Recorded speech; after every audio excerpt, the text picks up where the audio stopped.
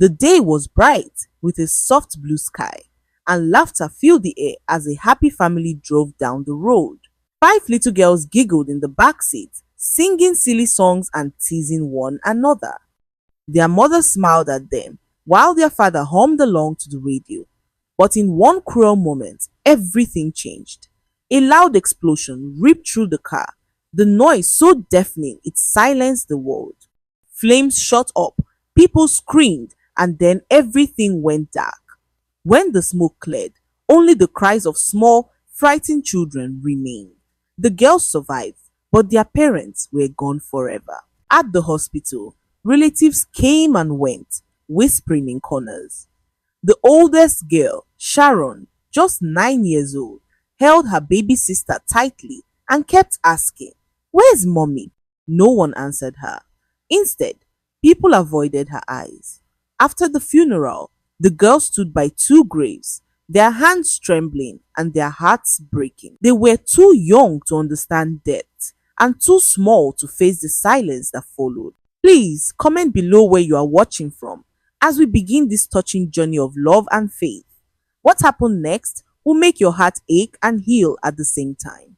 That day, five little girls lost everything, but fate was about to send them someone to change their story forever. Days after the funeral, the world around the five sisters felt colder than ever. Relatives spoke in harsh whispers, arguing over who should take them in. Some said, "I already have my own children." Others replied, "5 months? That's too much." The girls stood in a corner, holding hands tightly, hoping someone would finally say, "I'll take them." But nobody did. Finally, a white van arrived to take them to a children's shelter. Sharon, the oldest, wiped her sister's tears and whispered, "Don't cry. Mommy said we must always stay together." But when night fell, even Sharon cried quietly into her pillow. The shelter's walls were cold, the food was scarce, and kindness was rare. It felt as if the world had forgotten them. Please don't skip ahead.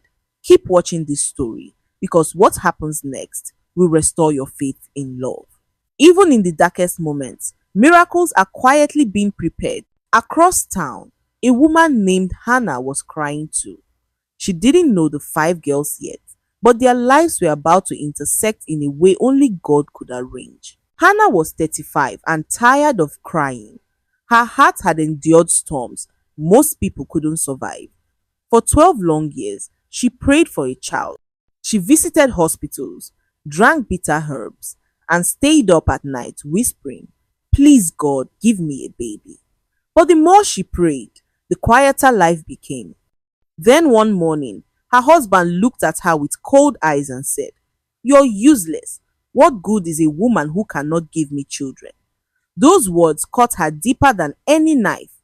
Days later, he left her for another woman.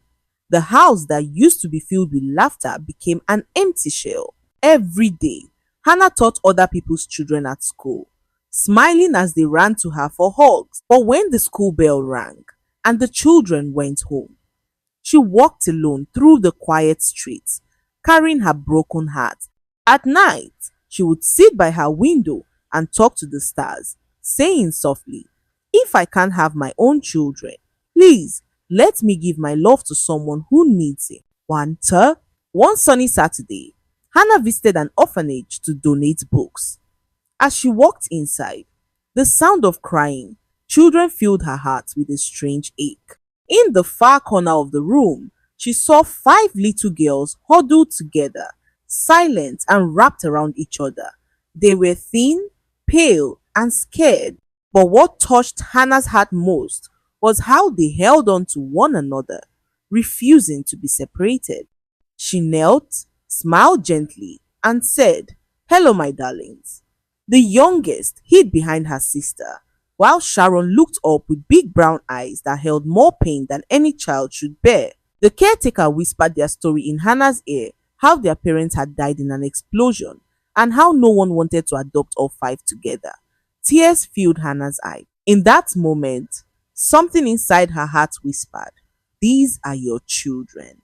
Please comment where you are watching from, because what happens next will touch your soul deeply. Everyone thought Hannah had lost her mind. You want to adopt five?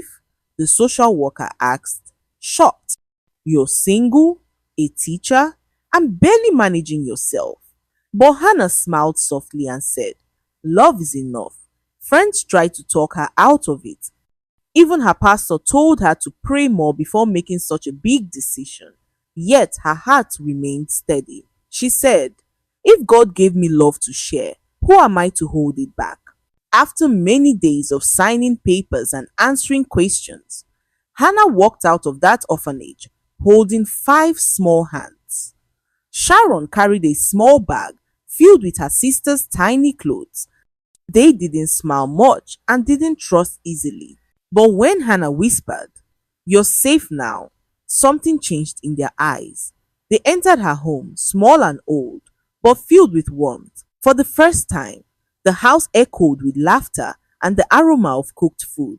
That first night, the girls refused to sleep in separate rooms. They all crowded into Hannah's bed, their little bodies trembling with fear. Hannah lay in the middle with her arms open, whispering, you're not alone anymore.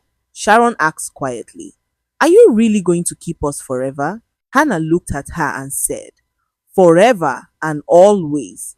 Tears rolled down both their faces. Please don't scroll away. Stay with this story because every child deserves a home and every heart deserves a second chance. That night, the girls slept deeply for the first time since losing their parents.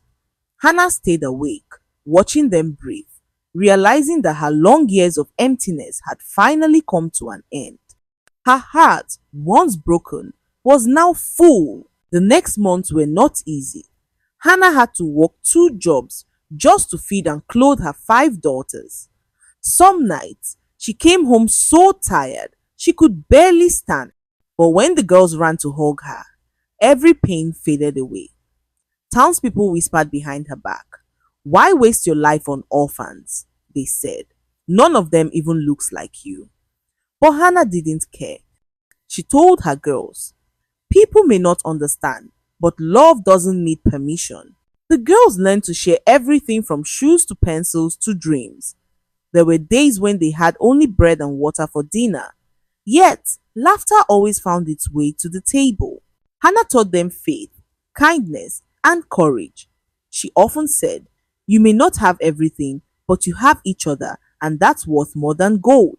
Years passed, and the girls grew into smart, beautiful young women. Sharon, the eldest, was brilliant at maths and dreamed of running her own business. Lily loved football and could outrun any boy in the neighborhood.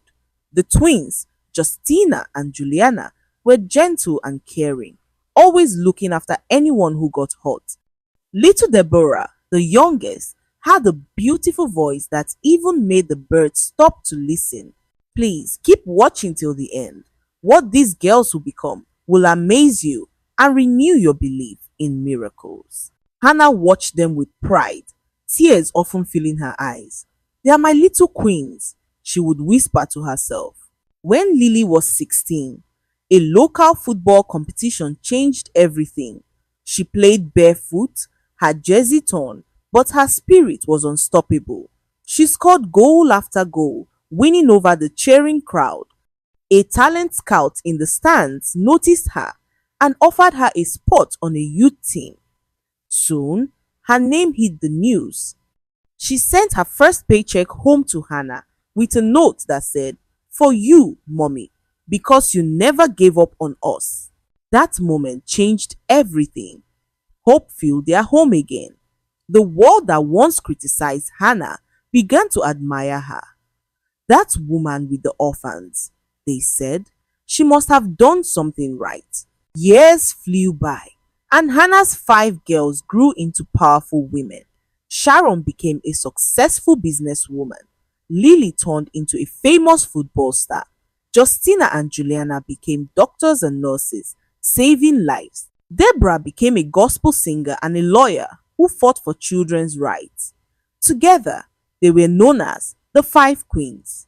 They traveled, worked, and gave back to orphans across the country. But no matter how far they went, they always returned home to Hannah.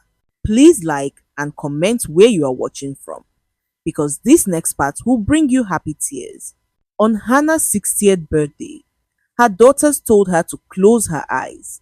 They led her outside, her hands shaking and her heart racing. When she opened her eyes, she gasped.